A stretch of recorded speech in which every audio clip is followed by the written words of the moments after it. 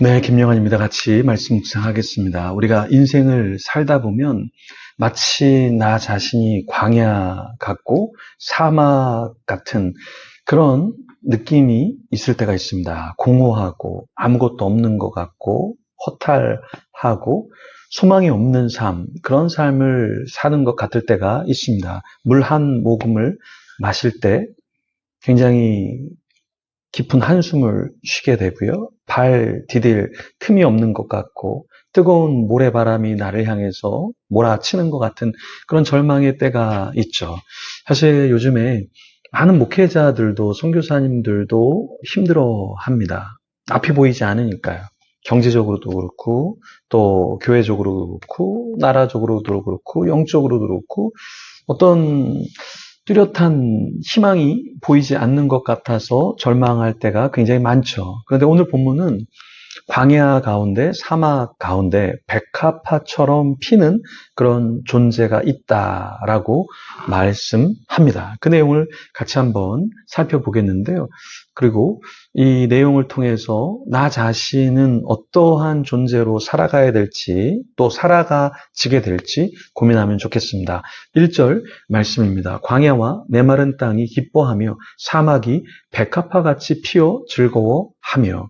이사야는 심판에 대해서 이야기를 하고 그 뒤에 어떠한 이미지를 보여주고 있습니까? 광야의 꽃. 근데 그 꽃은 어떤 꽃이냐면 백합화인데요.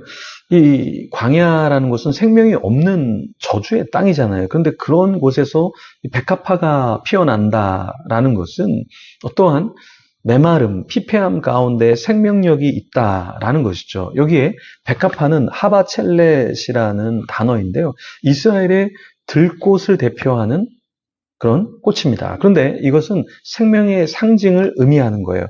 그러니까 들꽃, 그러니까 들에 피는 꽃인데 그냥 꽃이 아니라 이 들에 광야의 사막 같은 곳에서 생명력을 피우는 그런 존재다라는 거죠. 그러니까 우리가 오히려 이런 백합화 같은 존재일 수 있습니다. 하바첼렛. 무슨 말이냐면 나의 삶 가운데, 나의 환경 가운데 꽃을 피울 수 없어요. 그러니까 접어야 되고 포기해야 되고 무너져야 돼. 그런데 그런 황무지에서 아름다운 꽃으로 피어난다. 이 사실을 우리가 잊지 않아야 한다라는 거죠. 조금 시간이 필요하기도 하죠. 조금 도움이 필요하기도 하죠. 조금 더 절망할 필요도 있죠. 하지만 결국에는 어떠한 상태에 이르게 된다? 결국에는 하나님이 함께 하셔서 우리의 삶의 꽃을 피우게 된다라는 것입니다. 그래서 우리는 절망해서는 안 된다. 근데 우리만 사실은 절망하는 것이 아니라 로마서 8장 19절에서 22절에 보면 하나님의 아들들, 그러니까 자녀들만 굴복하고 비참한 것이 아니라 피조물도 그렇다라고 말하고 있어요. 그래서 21절과 22절에 이렇게 말합니다. 그 바라는 것은 피조물도 썩어짐의 종노릇한 데서 해방되어 하나님의 자녀들의 영광의 자유에 이르는 것이니라. 피조물이 다 이제까지 함께 탄식하며 함께 고통을 겪고 있는 것을 우리가 아느니라. 그러니까 하나님의 자녀들만 고통을 이 땅에서 당하는 것이 아니라 피조물도 썩어짐의 종노릇한 데서 해방되어서 하나님의 자녀들이 영광의 자유에 이르는 것처럼 그들도 온전함으로 나아가기를 원한다. 이렇게 말씀하고 있는 거죠. 그러니까 우리는 이러한 타락한 세상에서 우리만 어떻게 고통당하고 나만 괴롭고 나만 무기력한 것 같지만 조금만 주위를 둘러보면 참 많은 사람들이 쓰러져 있습니다. 우울해하고 있어요. 절망 가운데 있어요. 근데 그 사람들에게도 소망이 있을 수 있다라는 겁니다. 2절에 이렇게 말합니다. 그것들이 무성하게 피어 기쁜 노래로 즐거워하며 레바논의 영광과 갈멜과 샤론의 아름다움을 얻을 것이라. 그것들이 여호와의 영광 곧 우리 하나님의 아름다움을 보리로다. 자, 그것들이 무성하게 피어 기쁜 노래로 즐거워한다 이렇게 말하고 있습니다. 회복의 꽃으로 필 때 거기에서 기쁨이 있고 즐거움이 있고 그 감정의 변화가 있다라는 것이죠.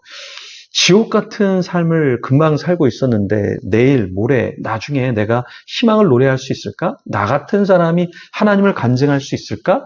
하나님을 찬양할 수 있을까? 우린 이렇게 생각합니다. 그런데요, 내 힘으로는 안 되죠. 왜냐하면 사막이나 광야는 어떤 땅입니까? 꽃을 피울 수 없는 그런 지역이죠. 그런 장소죠. 그런데 어떻게 생명력 있는 백합화를 피울 수 있을까요? 거기엔 하나님이 꽃 피도록 씨앗을 주셨기 때문에, 하나님이 생명력을 주셨기 때문에 그것이 가능하다라는 것이죠. 나의 힘으로는 어쩔 수 없어요. 우리 인간은 어쩔 수 없이 절망 가운데 있습니다. 힘겨움 가운데 있습니다.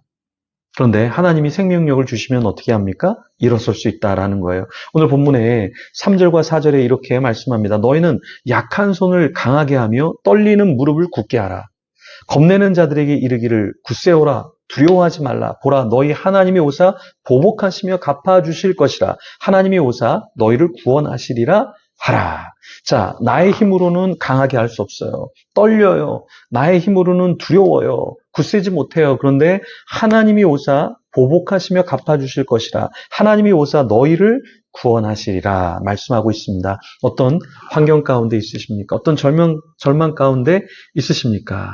하나님을 바라보면 우리에게 소망이 있을 줄 믿습니다. 우리에게 꽃 피우는 영광이 주어질 줄 믿습니다. 같이 기도하겠습니다. 하나님 감사합니다. 나의 삶을 볼 때, 나의 환경을 볼 때, 나의 능력을 볼 때, 나의 재물과 나의 어떤 상태를 볼 때 소망과 기대할 미래가 없습니다. 하지만 하나님이 계시기 때문에 생명력을 주실 것이기 때문에 다시 꽃 피울 줄 믿습니다. 하나님 나를 꽃 피워 주시옵소서. 나의 영광과 나의 미래를 위한 것이 아니라 하나님의 나라를 위해서 주님을 간증하고 찬양하도록 다시 살려 주시옵소서. 낙담하지 않게 하여 주시옵소서. 힘을 내게 하여 주시옵소서. 목회자들, 선교사님들, 우리 성도님들 한 명 한 명을 기억하여 주시고 낭망이 아니라 절망이 아니라 희망과 소망을 노래하게 하여 주시옵소서. 감사합니다. 예수님 이름으로 기도합니다. 아멘. 계속해서 기도하며 나가겠습니다.